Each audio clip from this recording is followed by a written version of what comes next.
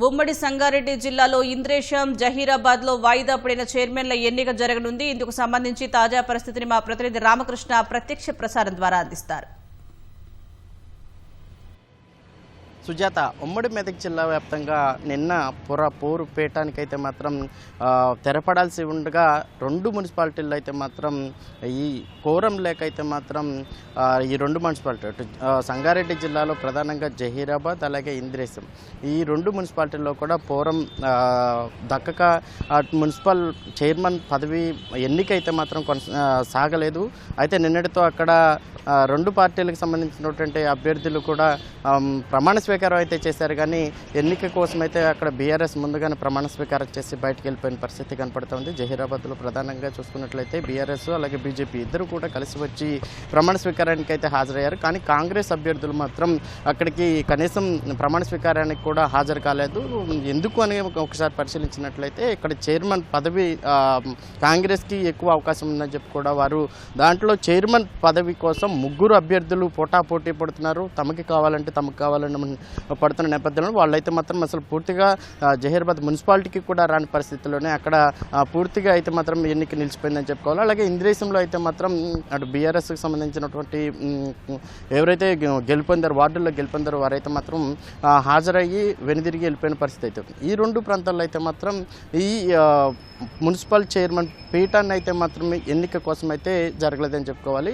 అయితే ఎన్నికల ఫలితాల రోజు ఒక్కసారిగా వీరికి వచ్చిన వార్డుల పరంగా చూసుకున్నట్లయితే జహీరాబాద్లో మొత్తం 37 వార్డులు ఉన్నాయి. అయితే కాంగ్రెస్కి 14, బీఆర్ఎస్కి 15, బీజేపీకి 3, ఎంఐఎంకి 2, స్వతంత్రులు 3 గెలిచారు. అయితే ఈ ఏదైతే స్పష్టమైన మెజారిటీ రాకపోవడంతోనే ఇక్కడ హంగ్ ఏర్పడింది. ఈ క్రమంలోనే హంగ్కి నిన్న తెరపడిదేమో ఈ మద్దతు తీసుకుని అలాగే 3 స్వతంత్రులు ఉన్నారు కాబట్టి వారిని అటు కాంగ్రెస్ బీఆర్ఎస్ ఇద్దరు కూడా మంతనాలు జరిపి వారిలో కలుపుకొని పీఠానికైతే మాత్రం అధిష్ఠించడానికైతే ప్రయత్నించారు. కానీ ఆ ప్రయత్నాలు అయితే ఫలించకపోవడంతోనే నిన్న ఎన్నిక నిలిచిపోయింది. ఈ రోజు అయితే మాత్రం ఇప్పటికే కాంగ్రెస్కి సంబంధించిన అభ్యర్థులు మొత్తం కూడా శిబిరం అయితే హైదరాబాద్ తరలించినట్టు కూడా తెలుస్తుంది. అక్కడి నుంచి బయలుదేరినట్టు తెలుస్తుంది. ఈరోజు దీని సంగారెడ్డి జిల్లా జహీరాబాద్ పురపీఠానికి తెరపడే అవకాశం ఉంది. ఆ అధిష్టానం ఎవరిని వారికి కేటాయిస్తుందా అనే అంశాలు అయితే పూర్తిగా తెలుసుకునే అవకాశం ఉంటుంది. అయితే ఎప్పుడు కూడా జహీరాబాద్ మున్సిపాలిటీ అయితే ఒక కీలక ఘట్టంగానే నిలుస్తుంది. గతంలో కూడా 6 సంవత్సరాల నుంచి ఇక్కడ ఎన్నికలు. ఎందుకంటే జహీరాబాద్ పరిసర ప్రాంతంలోనే ఈ విలీన గ్రామాలు ఏవైతే ఉన్నాయో హౌతికెబి అనే గ్రామం మాత్రం ఇక్కడ తమని మున్సిపాలిటీలో విలీనం చేయొద్దు, గ్రామాలుగానే ఉంచాలి, గ్రామాల్లో ఉంచితేనే తమకి ట్యాక్సులు తగ్గుతాయి లేకపోతే ట్యాక్సులు పెరుగుతాయని చెప్పి కూడా తమ పల్లి ప్రజలమి మున్సిపాలిటీలో చేర్చడం వల్ల ట్యాక్సులు ఎక్కుపడతాయని చెప్పి కోర్టుకు వెళ్ళారు. అయితే అక్కడ కోర్టులో నడుస్తున్న క్రమంలో 6 సంవత్సరాల నుంచి కూడా అక్కడ ప్రత్యేక అధికారి పాలనే నడుస్తూ ఉంది. ఇప్పుడు ఎట్టకేలకు 6 సంవత్సరాల తర్వాత ఎన్నికలు జరిగాయి. ఎన్నికలు జరిగిన నేపథ్యంలోనే ఈ ప్రజా పరిపాలన వస్తుంది. ఎవరైతే అధికారుల నుంచి ప్రజలు పాలించే అవకాశం దక్కుతుందని చెప్పి కూడా పురపీఠానికి సంబంధించినటువంటి ఓటర్లు అయితే ఎంతో ఆసక్తిగా చూశారు. కానీ నిన్న హంగు ఏర్పడిన తర్వాత ఈ చైర్మన్ పదవికి అయితే మాత్రం పీఠ ముడి వీడకపోవడంతో కొంత ఉత్కంఠ అయితే నెలకొంది. ఈరోజు ఆ పీఠ ముడి విప్పుతుందా లేదని వేచి చూడాల్సి ఉంది. మనకున్న సమాచారం ప్రకారం ఈ చైర్మన్ పదవిని ఇద్దరు ఆశావాహులు ఉన్నారు కాబట్టి 2.5 సంవత్సరాలు ఒకరు, మరో 2.5 సంవత్సరాలు ఇంకొకరు పాలించే విధంగా కూడా కాంగ్రెస్ పార్టీ నిర్ణయాలు తీసుకున్నట్లు కూడా తెలుస్తుంది. కానీ వేచి చూడాలి.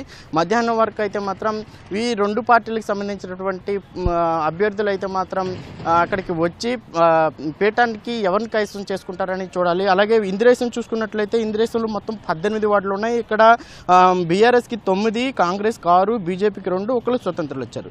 ఇక్కడ బీజేపీ కీలకంగా నిలవనుంది. అటు బీజేపీ ఎవరికి మద్దతు పలికితే వారు గెలిచే అవకాశాలు ఉన్నాయి. అయితే మనకున్న సమాచారం ప్రకారం ఇక్కడ కూడా ఇప్పటికే సంగారెడ్డి జిల్లా పటాన్చెరులో మొత్తం 5 మున్సిపాలిటీలు ఉన్నాయి. ఆ నియోజకవర్గంలో ఇప్పుడు 4ని బీఆర్ఎస్ కైవసం చేసుకుంది. ఇంద్రేశం కూడా దాదాపు బీఆర్ఎస్ చెంతనే చేరుతుందని చెప్పి కూడా ఆశావాహులు అయితే వ్యక్తం చేస్తూ ఉన్నారు. గూడెం మహిపాల్ రెడ్డి ఇప్పటికే అలాగే బీఆర్ఎస్కి పూర్తి సపోర్ట్ నిలబడుంటాయని 4 మున్సిపాలిటీలు క్లీన్ స్వీప్ చేశారని చెప్పుకోవచ్చు. నిన్న బీజేపీ మద్దతుతోనే అలాగే ఏదైతే ఇస్నాపూర్ కొంత హడావిడి నెలకొందో ఆ క్రమంలోనే అటు BJP MP Medak MP Raghunandan Rao అలాగే ఎమ్మెల్యే గుడి మహిపాల్ రెడ్డి ఇద్దరు కూడా ఒకటే కారులో వచ్చి ఇస్నాపూర్లో బీఆర్ఎస్కి మద్దతు పలికి బీఆర్ఎస్ని అయితే పురపీఠాన్ని కూర్చోబెట్టారని చెప్పుకోవచ్చు. అదేవిధంగా ఈరోజు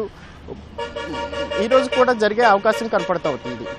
ఇప్పుడు మొత్తంగా ఈ 2 పార్టీలకు సంబంధించినటువంటి హంగు ఏర్పడిందో ఆ హంగు కోసం అయితే కాంగ్రెస్ అలాగే బీఆర్ఎస్ 2 పార్టీలు కూడా మంత్రులు ఎమ్మెల్యేలను అయితే మాత్రం ఆయా మున్సిపాలిటీలకు సంబంధించి ప్రత్యేకంగా కేటాయించింది. కాంగ్రెస్ నుంచి ఎమ్మెల్యే మంత్రిని కేటాయించింది.